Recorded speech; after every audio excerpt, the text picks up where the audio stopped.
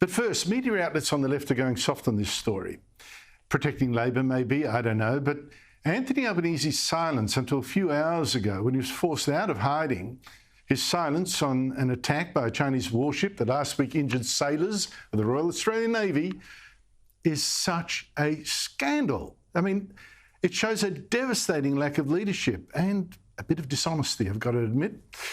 It shows our Prime Minister is being played for a fool by the Chinese dictatorship, which is wiping its boots on him and on Australia. Last Tuesday, a Chinese warship closed in on one of our frigates, HMAS Toowoomba, as it sort of wallowed in international waters in Japan's exclusive economic zone. It was disabled. It had a fishing net wrapped around its propeller. Well, the Toowoomba had Navy divers in that water trying to cut the net free, and it told the Chinese destroyer to back off, told them what was wrong. Instead, that Chinese destroyer, despite knowing we had divers in the sea, kept coming and sounded its sonar in a deliberately aggressive act. And those pulses injured the eardrums of at least one diver, who had to, all of them had to scramble out of the water to save themselves from something even more serious. Now, this was an attack on our Navy and on our sailors, and probably the first time China had deliberately injured our defence forces since the Korean War. Yet, for the next 4 days, the Albanese government said nothing, not publicly, kept the whole thing secret. And the question is, why? I mean, it's certainly a question the opposition is asking. And it wasn't until Saturday, which is a graveyard for any news that isn't sport, only on Saturday, 4 days later, did Defence Minister Richard Marles slip out a press release that revealed the attack and criticised China quite mildly for what he called its unsafe and unprofessional conduct, as if it was somehow not quite deliberate. Now, why might Richard Marles have sat on this news for 4 days? And I think the answer is pretty obvious and very damning. It was to save Albanese's face. It was to stop voters from seeing the Prime Minister's supposed new friendship with China's dictator is a fraud.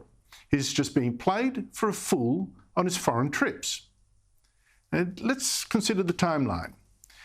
1 week before this Chinese attack, on Tuesday on the Toowoomba, 1 week before, Albanese was in Beijing, soaking up the Chinese dictatorship's flattery and its spin, letting it all go to his head. People were saying that we have a handsome boy coming from Australia. Now, a chuffed Albanese emerged from all this ego massaging to declare that diplomacy is back and our relations with China, they were stabilising under his way of handling the dictator. That we're upfront, that we're respectful, that we deal through diplomacy. The engagement that I've had with China, with President Xi, have been positive. Yet just 1 week after that, peace in our time. Last Tuesday, that Chinese destroyer injured our sailors on the HMS Toowoomba. The Chinese had played Albanese like a fiddle. But Albanese's embarrassment then was even worse, you see, because Tuesday turned out to be exactly the wrong day for him to tell Australians about this attack. So he didn't. You see, Albanese was going on another trip the very next day to San Francisco, to the APEC meeting there. Now, there he would and did again meet President Xi.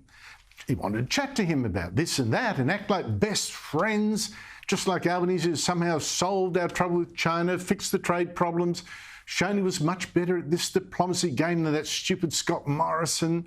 So how could Albanese, at the same time, have a confrontation with Xi? Say, hey, President Xi, why are you attacking my Navy without looking like he'd been a sucker all along? How could he get away even with posing for pictures, even handing his phone to Ambassador Kevin Rudd for some more snaps for his social media when there was this crisis that he should be fixing? Because let's be honest, if there's something Albanese really loves about his job, it's getting selfies of himself with celebrities and bigwigs like these at APEC.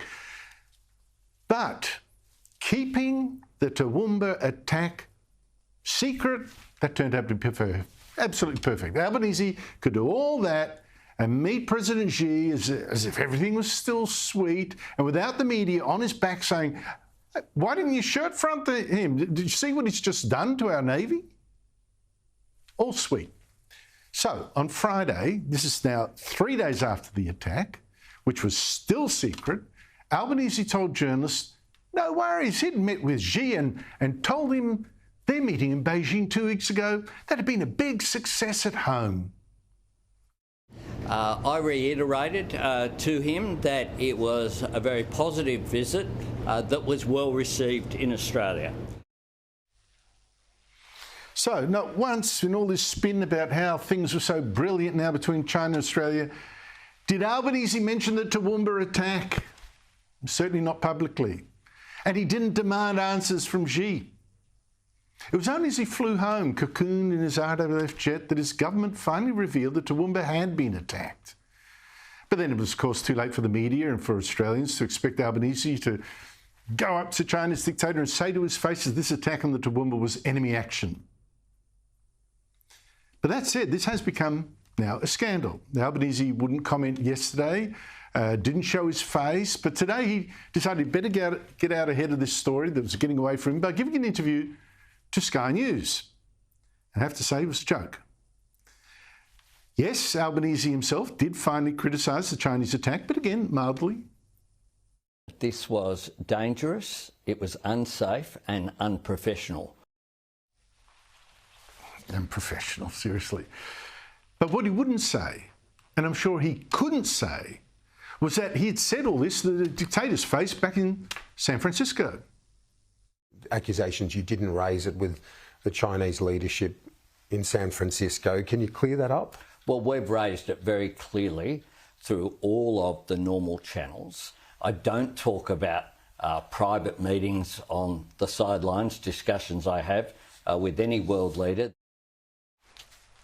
The normal channel seems to me like, let's just tell the ambassador, let's send him a little note. Oh, we're a little bit upset. You know, what did you do, Prime Minister? And this excuse, how ludicrous for not telling us straight that he didn't confront President Xi about this Chinese attack. Oh, I can't talk about that. Can't talk about conversations with world leaders.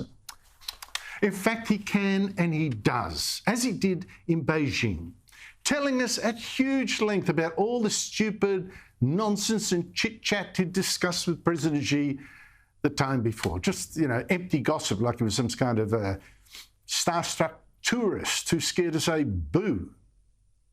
President Xi relayed stories about his visits to Australia, including we had an exchange about, he spoke about the Tasmanian devils as being cute animals in Australia. I pointed out that whilst I like Tasmanian devils, they're probably not as cute as pandas. So Albanese will tell us, oh, he talked about Tasmanian devils and pandas and red wine and all that. But he won't talk to the dictator about China hurting our sailors. And you tell me how this is good for Australia. And the message that I'm sure China is getting out of this is Albanese is weak. The message is China can even attack his navy, and Albanese will be too scared of the bad publicity to even mention it. Well, not directly. And it's worked. Worked for China. I mean, China bullied Australia for years, and now it has a Prime Minister who'll just suck it up. And if Albanese can't see how dangerous that is, he really isn't fit to be Prime Minister, because we need a leader and not some selfie-taking tourist chatting about the cute pandas he's seen on his travels.